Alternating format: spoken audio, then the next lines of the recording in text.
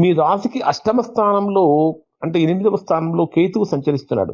దీని వలన మీకు ఆధ్యాత్మిక చింతన పెరిగినా ఏదో తెలియని చిన్నపాటి ఆందోళన మనస్సులో ఉంటుంది. మొత్తం మీద ఈ 10 రోజులు కూడా మకర రాశి వారు విజయ పథంలో దూసుకొని పోతూ ఉంటారు. అసలు మకర రాశి అంటేనే ఎప్పుడూ క్రమశిక్షణతో లక్ష్యాన్ని చేరుకోవాలని చూస్తారు.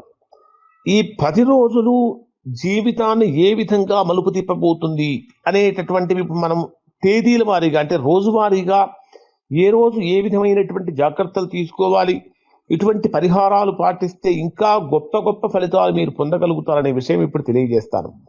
ఏప్రిల్ 1వ తేదీ నుంచి 3వ తేదీ ఉదయం 6:24 వరకు ఉండేటటువంటి సమయంలో చంద్రుడు మీ రాశికి 9వ స్థానమైనటువంటి భాగ్యస్థానంలో సంచరిస్తున్నాడు. ఈ 10 రోజులు కూడా అంటే 10 రోజులు ప్రారంభమే మీకు అదృష్టాన్ని మోసుకొస్తున్నది.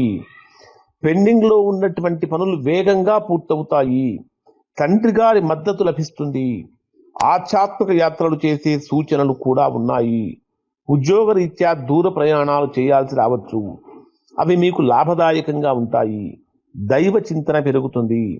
భాగ్య చంద్రుడు మీలో కొత్త ఆశలను చిగురింపచేస్తాడు. ఏప్రిల్ 3వ తేదీ ఉదయం 6:24 నుంచి 5వ తేదీ సాయంత్రం 6:06 వరకు ఉండేటటువంటి ఈ సమయంలో చంద్రుడు మీ రాశికి 10వ స్థానమైనటువంటి కర్మస్థానంలో తులారాశిలో ప్రవేశిస్తాడు. ఇది మీకు కెరీర్ వైజ్గా కనుక తీసుకుంటే గోల్డెన్ టైమ్గా ఉండబోతుంది. ఆఫీసులో మీ పనితీరుకు ప్రశంసలు లభిస్తాయి. కొత్త బాధ్యతలు లేదా పదోన్నతులు పొందే అవకాశం ఉంది. రాజకీయ మరియు సామాజిక రంగాలలో ఉన్నటువంటి వారికి ప్రజల్లో గుర్తింపు పెరుగుతుంది. నిరుద్యోగులకు మంచి అవకాశాలు తలుపు తడతాయి. వ్యాపారస్తులు కొత్త ఒప్పందాలు చేసుకుంటారు.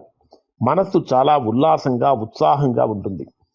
ఏప్రిల్ 5వ తేదీ సాయంత్రం 6:06 నుంచి 8వ తేదీ ఉదయం 6:03 వరకు ఉండేటటువంటి సమయంలో చంద్రుడు మీ రాశికి 11వ స్థానమైనటువంటి లాభస్థానంలో వృశ్చిక రాశిలో సంచారం చేస్తాడు.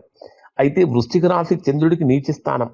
ఈ సమయంలో ఆర్థికంగా లాభాలు ఉన్నప్పటికీ స్నేహితుల విషయంలో లేదా సోషల్ సర్కిల్ విషయంలో చిన్నపాటి అపార్థాలు కలగవచ్చు. రావాల్సినటువంటి బాకీలు వసూలవుతాయి. పెద్దల ఆశీస్సులు మీకు అండగా ఉంటాయి. అయితే అనవసరమైన గందరగోళానికి లోను కాకుండా వచ్చిన లాభాలను జాగ్రత్త చేసుకోవటం చాలా చాలా ముఖ్యం.